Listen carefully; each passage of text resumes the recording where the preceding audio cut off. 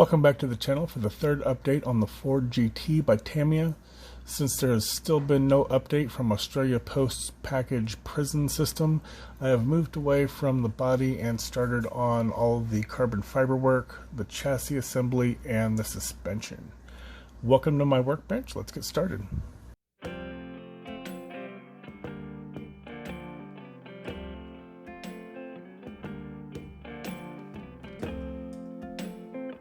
Alright, so we're going to go ahead and start with the carbon fiber work.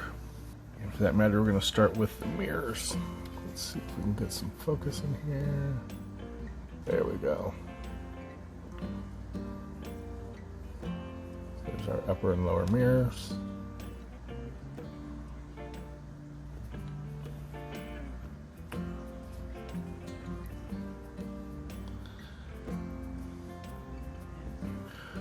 So what I'm using is Scale Production 1/20th scale carbon fiber. I have some of the 1/24th, but it's too small in my opinion. I usually use the Hobby Design 1/24th scale because it's a little bit larger and it's lighter.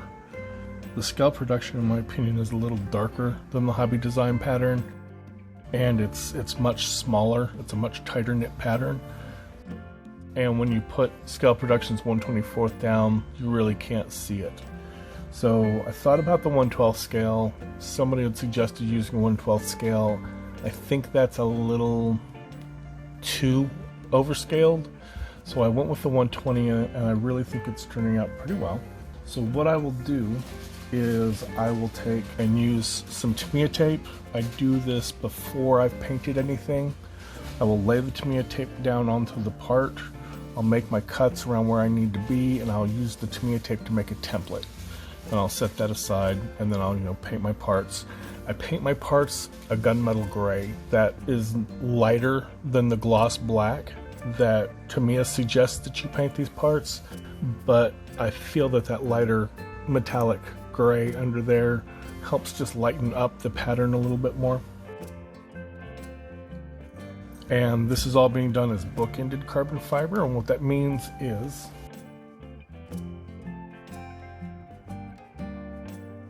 the carbon fiber makes a diagonal pattern, and the carbon fiber on one side of the car goes the opposite direction from the other side so that they meet in the middle. So if your parts were to meet up in the middle, you would have just a straight seam of carbon fiber straight down the center of the car. And the way you do that is to take your template, and depending on which side of the car it's on, you're going to lay it in a different direction. So all the parts that are on the left side of the car, I lay out up and down. And then all the parts that are on the right side of the car go horizontally across. I've suggested in the past drawing out your templates on the back and cutting them, and while I thought this would work, this does not work. Don't do this. The reason I say not to do this is because while the pattern will still go the same direction, the part will be flip-flopped, and it won't, when you cut this out, it'll be the opposite shape of your part. So if your part is like flat on this side and round on this side, your carbon fiber decal will be flat on this side and round over here. So I forgot about that. So if you've ever heard me say to do it on the back, don't do it on the back. But I said your left side goes here, your right side goes here, and any part that goes across the center, for instance, there's carbon fiber that goes all the way across this chassis. When you do lay your template out, you're then going to go and cut straight down the center. I'll just put a line where I want the cut, pull the template off, lay it down on my cutting mat, and cut so that you've got a right side and a left side. And again, the left side goes up and down, the right side goes side and side, and that gives you that diagonal pattern that just lines up properly.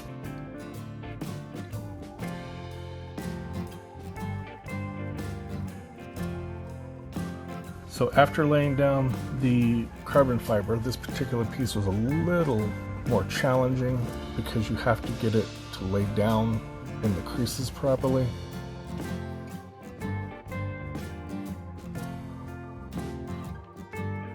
So you do need to use some decal solution, some microset, microsol if you're using those products, or I've been testing out UMP's decal solutions. So they've got a normal, a strong, and an extra strong. I found the extra strong was a little too strong and it melted the decals pretty much. So I started out with the normal, the Dakota the normal, used a hairdryer to soften up the decal a bit, then went back over it a couple of times with the strong. Again, use the decal between there just to kind of warms up the decal, but it also softens it and lets you kind of press it down into place. So for this particular part, there's one decal is here, one decal's on this side, and this for this centerpiece, it's split down the center. You've got a left side decal and a right side decal. And the result is, if we can get some light, that it splits right down the center. I'm off a little bit. I'm not quite centered. I'm horrible at decals, to be honest with you. I'm really horrible with decals. I'm working on it. Part of doing all this carbon fiber, which I absolutely hate carbon fiber, but part of doing all this carbon fiber is to make myself get better at doing decals. So we are slightly lined up, just a little off center here, but you can see how that pattern meets up in the middle. This piece is the window surround, so your back glass is going to snap in here, and you've got all these vents on the side. I did not do the top because this is actually painted. The glass is painted through here, so you won't actually see this, and it sits right up against it. The glass sits slightly above this piece, so I went ahead and did the carbon fiber on that. And you can see where it lines up down the center. I thought I could get away with doing each one of these sides in one long piece, and no.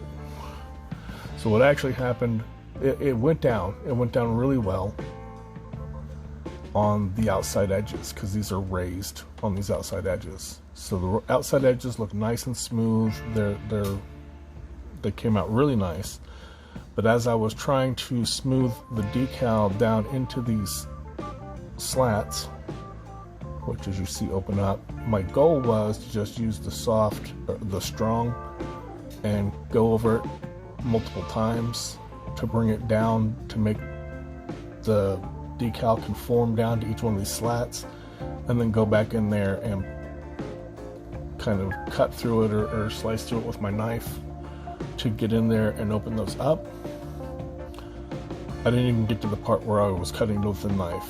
What happened was, after a few rounds with the decal solution and getting it to press down and conform, the decals just tore through the center of these, and you could just see the gunmetal underneath them. It looked horrible. So I actually ended up going back and doing each one of these slats as a separate, small, somewhat rectangular-ish decal. There's 1, 2, 3, 4, 5, 6. Okay, so there's 7 for each side. So that's 14 of these. It took me like an hour and a half just to decal this part. But I think it's come out fairly decent. Again, it's not perfect. I got some areas in here where it doesn't lay down. Oh, on top of the areas where it didn't lay down, I then tried to take it off because I cut the pattern for this bottom bar. I cut the patterns opposite of the way they should have been. So while the side slats are going this way, all of a sudden that bottom was going this way. It was I had to start over, and it was just bad. It didn't work out as well as I had hoped it would, but we learn and we grow, right? So that's that part. So we get to the chassis.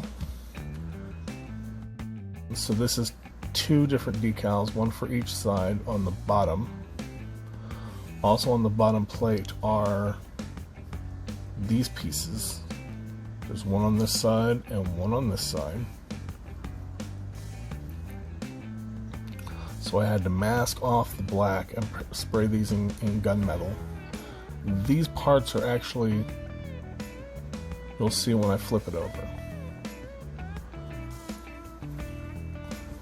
So there are 4 parts that glue down to the top of this chassis. You got these long ones up front and then these shorter ones in the back. So the way I did this was when I laid out the decal template, I wrapped it around so that it would go all the way around and cover, so that it's a seam, it's a properly seamed, lined up decal. So if you look, the seams actually line up the way they're supposed to,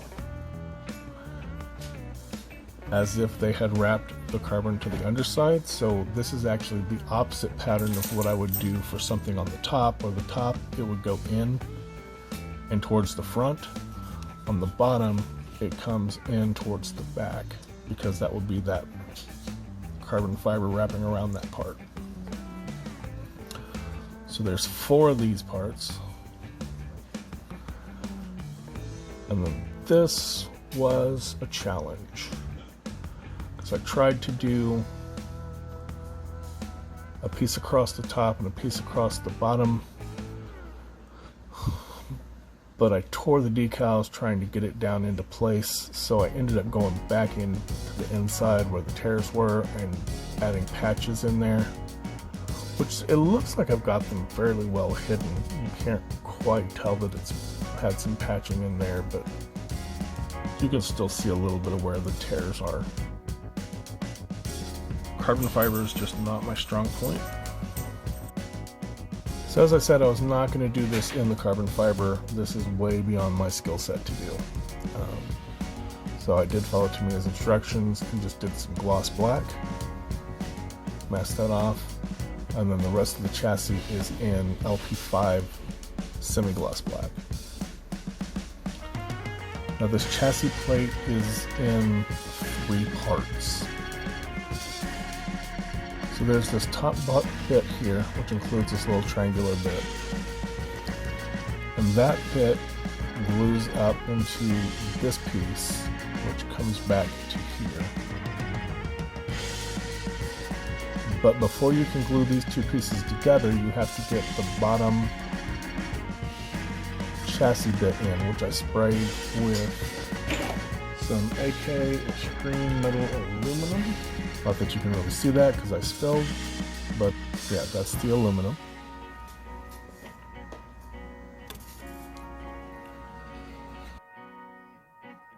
So once you glue that piece in to the bottom of this middle chassis piece, you can then glue this piece in place, and then you can glue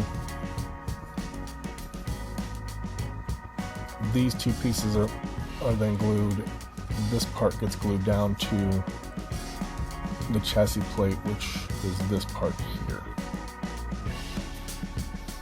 After that, it's just a matter of gluing the upper control arms and suspension parts, and then gluing the struts in place, which they sit, I mean, it's really nice. There's like a little locating pin that drops down in here and another one that drops right onto this part. So it just sits really nice, really smooth. It goes in with no difficulty at all. The entire suspension has so far gone in with no issues.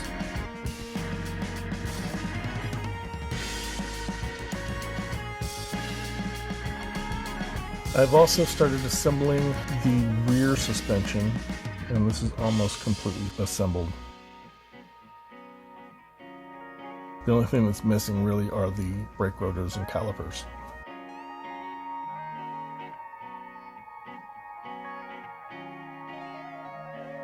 So you've got this bottom piece, which I sprayed in the aluminum, as well as this top piece.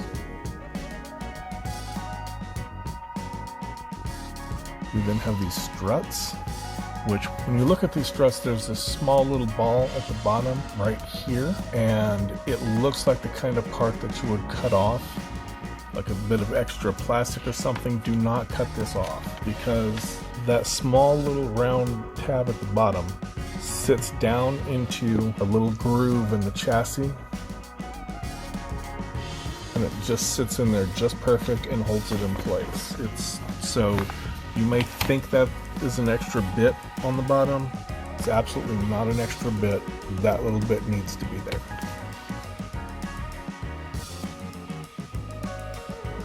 Once you get your uprights, the uprights are super simple. There's a little ridge on the on top and bottom of the upright, and there's a little curve. And so you just kind of lift the plastic up a little bit, and it just pops right in place, and it just hugs that little cup at the top, just hugs the upright. You could probably do that with no glue at all. I went ahead and glued them because, you know, don't want to take the risk of parts breaking off or falling out or something. But it's pretty snug in there, especially once you get the suspension parts glued in place. It kind of stiffens this up a bit. On the back of the uprights, you've got some axle pieces,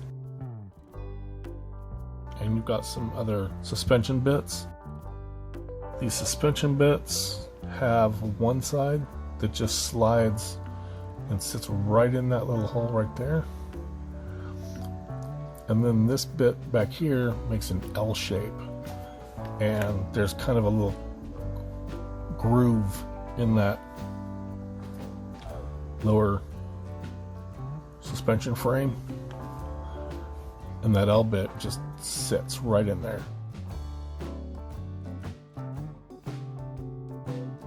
It looks like a fairly complex assembly, but it's really simple, and everything goes together flawlessly. I painted the parts individually. I didn't assemble this and then spray. I sprayed the parts individually because I wanted to give a little bit of different color. I used steel for the uprights. I want to say I used titanium for the struts, just to kind of give a slight, and you can't really see it too much, but the chassis is brighter, slightly brighter than the struts and the uprights. There's just a little bit of variation in there to kind of help break it up a little bit.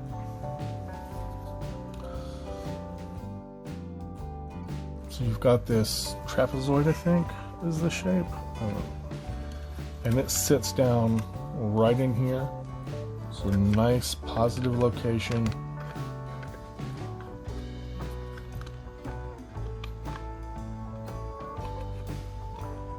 So you just glue that right in there, and it'll sit nice and stable.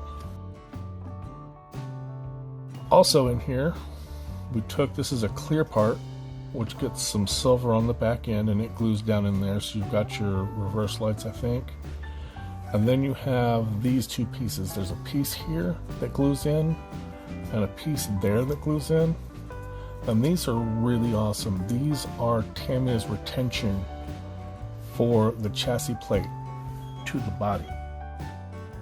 On the underside of the body, you have this tab right here, and you have a tab right here.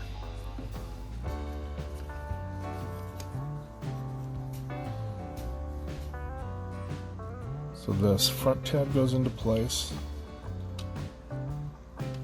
just like that. Then you're going to basically hold it back here, back at the wheel wells. Put just a slight bit of pressure on the front so that it bends just a little, and it's going to snug right into place. And that's how you get your body in there. I've noticed there's a little bit of issue right here. I'm probably going to put a little bit of just a touch of super glue right there, and my body doesn't quite line up right on this front side. It keeps wanting to go on the inside of the locating, so I'm just going to put a tap of super glue, and this may straighten back out over the interior. because the interior tub needs to go in there too, so that may stretch this out a little bit. But for right now, I'm just kind of planning on putting just a drop of super glue in there, lifting this out just slightly, and setting it down in place, and just letting that cure. So those are the only things that I see that might be an issue with the body mounting, is just those two front side bits. Everything else so far looks like it's just going to sit nice and secure inside those little clips. Get this back off, you just kind of put your finger right up here on the top, grab down here like you did before, and just kind of push at the top and pull at the bottom, and it comes right out. It makes test feeding really simple. The body sits real secure. The body still doesn't have 2K on it, so it's still this matte finish. We're still waiting on that detail set to come in so that we can put the Ford logo in place, and then we'll get some 2K on this, and this will have a much better shine than what it does right now. And that's where we're at with this, with the build so far. Now, when I do carbon fiber, I tend to put a clear over them. I'm kind of notorious for causing messes and whatnot, so what I do is I put some 2K clear over these parts, but I wanted this to have the dry carbon appearance. Ford had an option for dry carbon or wet look carbon, that glossy carbon, and I wanted to go with the dry. So after I sprayed the 2K, just like a mist coated 2K followed by a nice wet coat, about 5 minutes apart. I let that cure, made sure it was nice and smooth, and then I sprayed some Tamiya LP23 flat clear over the 2K, and that gives me this nice flat look. So I'm thinking about the brakes still, and there's a few things going on with the brakes. From what I can tell, all the Ford GTs come with carbon ceramic brakes. So kit comes with these really nicely drilled rotors, and the calipers are really nicely decaled. I'm still trying to decide on the color for the calipers.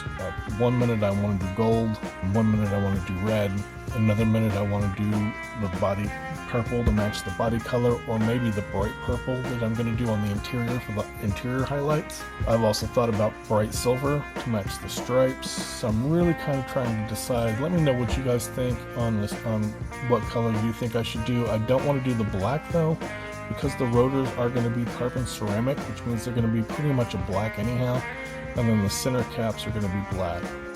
The detail kit from Hobby Design also comes with photo etch rotors that are going to go in there. So I could not use those at all and just save them for something else and hope that they'll fit on something else. I could go ahead and just spray this whole rotor section to black, like flat black or semi-gloss black, and then spray the metal rotor from the decal set with my paint and lay that down into place. The paint I'm going to be using is this Zero Paints Carbon Ceramic Gray. It's a really pretty cool paint. It's a dark gray paint, almost like a metallic, but instead of having metal flake in it, it has little white bits, and you get that kind of speckly gray like you would get with that carbon. As long as it's still good, it should come out really well, and it'll give me that carbon ceramic effect. So like I said, I could just spray that over the metal rotors and just glue those into place, and then that would make it easier on me rather than having to mask off the center hat of the rotor and then spray the ceramic around this, because I also have to mask off the rotors and the calipers. So you end up doing a whole bunch of masking, and that would make that easier. So I might do that. Of course, that's going to be dependent upon if my detail set ever actually makes it out of Australia. So that's where I'm at the moment.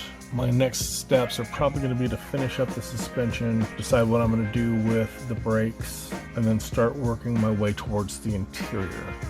Somewhere during the interior portion, I do plan on making a tutorial video for scratch building some floor mats. We're going to see how that works out, and if that works out, I'll have a tutorial video on that coming up, so that's something to look forward to. As always, I appreciate your time. I appreciate you viewing my videos. If you've enjoyed the video, go ahead and hit the like button. If you're not already a subscriber, consider subscribing to the channel and hitting that bell icon so you can be notified when I post new videos. Please leave me comments below. I love interacting with you guys. I try to respond to all my comments in the comment section. And as always, thank you and have a great day.